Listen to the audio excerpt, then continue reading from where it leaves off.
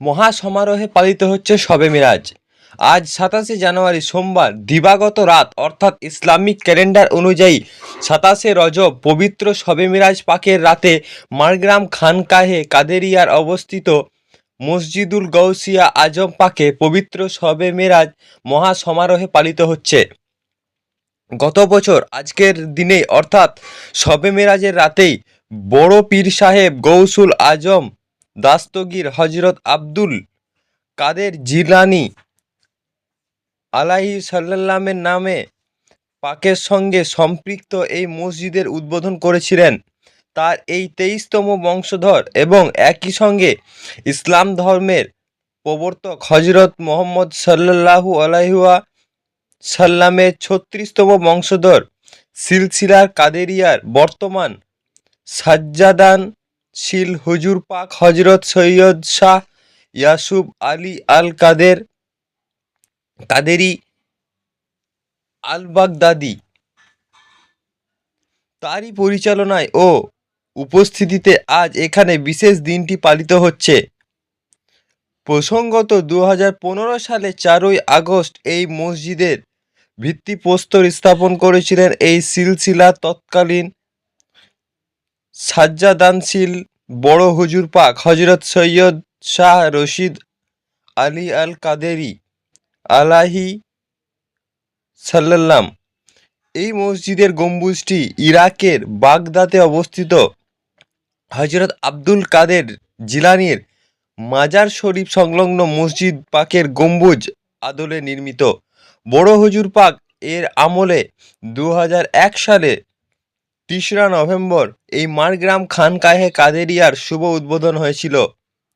আজ বাদ মাগরিব মিলাদ মাহফিল ও এশার নামাজের পর ওয়াজ মাহফিল অনুষ্ঠিত হয়।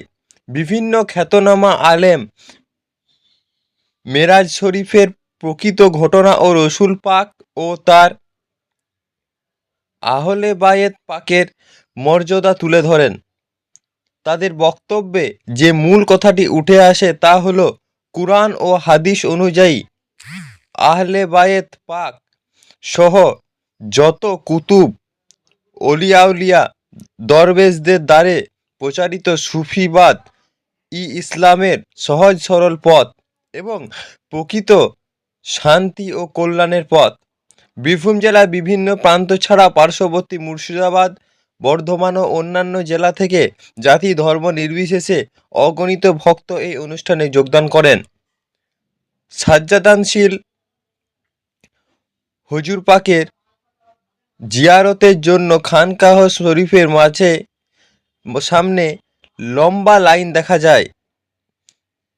মারগ্রাম খানকাহে কাদেরিয়ার তরফ থেকে সকলে থাকার জন্য ক্যাম্প এবং খাবার ও পানীয় জলের ব্যবস্থা করা হয়।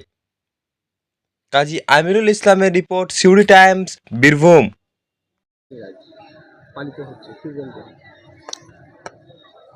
আজকে 27শে জানুয়ারি সোমবার ইসলামিক ক্যালেন্ডার অনুযায়ী 27শে রজব অর্থাৎ শবে মেরাজের পবিত্র রাত। সারা বিশ্বে যেমন এই পবিত্র শবে মেরাজ পাক পালিত হচ্ছে, ঠিক সেরকমই বীরভূম জেলার মারগ্রামে অবস্থিত মারগ্রাম খানকাহে কাদেরিয়ার মসজিদুল গৌসুল আজম পাকেও এই পবিত্র শবে মেরাজের অনুষ্ঠান পালিত হচ্ছে। গত বছর ঠিক এই দিনেই অর্থাৎ 27শে রজব, ইংরেজি হিসেবে সেটা ছিল 7ই ফেব্রুয়ারি, এই মসজিদুল গৌসুল আজম পাকের শুভ উদ্বোধন হয়েছিল। উদ্বোধন করেছিলেন গৌসুল আজম দস্তগীর হজরত আব্দুল কাদের জিলানী আলাইহিসসালাম পাকের পবিত্র বংশধর 23তম বংশধর এবং একই সঙ্গে হজরত মোহাম্মদ সাল্লাল্লাহু আলাইহি ওয়াসাল্লাম পাকের 36তম বংশধর সিলসিলায়ে কাদেরিয়া রাজ্জাকিয়া মুস্তারশিদিয়ার বর্তমান সাজ্জাদানশীন হুজুর পাক হজরত সৈয়দ শাহ ইয়াসুফ আলী আল কাদেরি আল বাগদাদি। এই মসজিদ পাক হুজুর গৌস পাকের নাম পাকের সঙ্গে যুক্ত হয়ে আছে, মসজিদুল গৌসুল আজম পাক। এবং এই 1 বছর পরে এই শবে মেরাজের অনুষ্ঠান বর্তমান সাজ্জাদানশীন হুজুর পাকের উপস্থিতিতে এবং তার পরিচালনায় এই 1 বছর পরে আবার এই শবে মেরাজের অনুষ্ঠান এখানে পালিত হচ্ছে। এই মসজিদুল গৌসুল আজম পাকের বিশেষত্ব হচ্ছে যে ইরাকের বাগদাদ শহরে যে হুজুর গওস পাকের যে মাজার পাক রয়েছে, সেই মাজার পাকের সংলগ্ন মসজিদ পাকের গম্বুজের আদলে এই মসজিদ পাকের গম্বুজ তৈরি হয়েছে। আজ থেকে কয়েক বছর আগে তৎকালীন সাজ্জাদ হুজুর পাক, বড় হুজুর পাক নামে খ্যাত হযরত সৈয়দ শাহ রশিদ আলী আল কাদরি আলাইহিসসালাম পাকের আমলে 2015 সালের 4ই আগস্ট এই মসজিদ পাকের ভিত্তিপ্রস্তর স্থাপিত হয়েছিল। আরও আগে 2001 সালে 3রা নভেম্বর, সেটা ছিল 17ই শাবান, এই মাড়গ্রাম খানকা শরীফের শুভ উদ্বোধন করেছিলেন তৎকালীন বড় হুজুর পাক। আজকে এই অনুষ্ঠান উপলক্ষে বাদ মাগরিব মিলাদ মাহফিল অনুষ্ঠিত হচ্ছে। এরপরে এশার নামাজের পর ওয়াজ মাহফিল শুরু হবে আমাদের, এবং পশ্চিমবঙ্গের বিভিন্ন জেলা থেকে ভক্ত মানুষজন জাতি ধর্ম নির্বিশেষে এই মাড়গ্রাম খানকা শরীফে উপস্থিত হয়েছেন।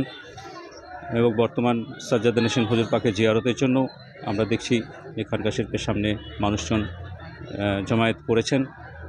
এখানে এই মাড়গ্রাম খানকা শরীফ আজ থেকে যখন প্রায় 24 বছর আগে স্থাপিত হয়েছিল, তারপর থেকেই এই সুফিবাদ এবং আহলে বায়ত পাকের চর্চা এই মাড়গ্রাম খানকা শরীফে হয়ে আসছে।